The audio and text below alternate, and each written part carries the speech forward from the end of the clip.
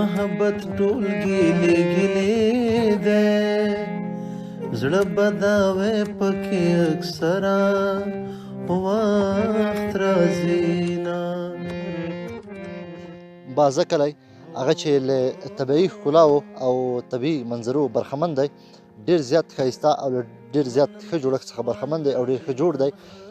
یقینا دا د چکر لپاره، دا د تفریح لپاره هغه یوازینی ځای دی چې ملګري کولی شي چې د کلي ته راشي او د ولسوالۍ ته راشي. نکه ولسوالي طبعا جوړه ده، ښه جوړه ده، طبیعي منظرې لري، ښې زبردستې ښایسته منظرې لري.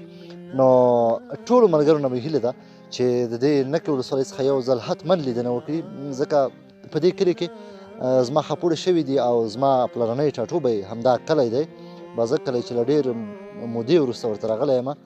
خو تاسو به یې کلیپونه، ویډیوګانې او د خلکو مینه لیدلې وي چې څومره مینه ناک، څومره غیرتي او څومره ښه خلک دي دوی.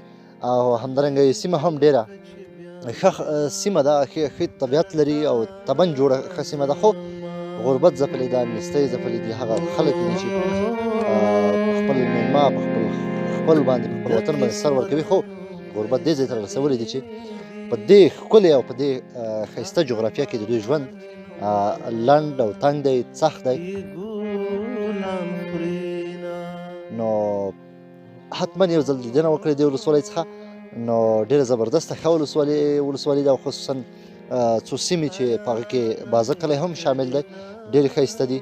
نو د تاسو څخه مو هیله دا ده چې ترې لیدنه وکئ، خوند ترې واخلئ او دغه خلک ووینئ، دغه جغرافیه ووینئ، دغه ولسوالۍ ووینئ، طبیعي ښکلاوې ووینئ.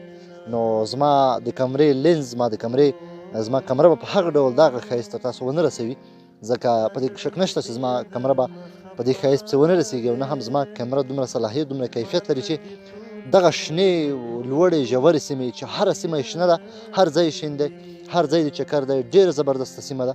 نو نور مو په لاس سپارم، تاسو ته ښه وخت او ښې شېبې غواړو. ډېره مننه.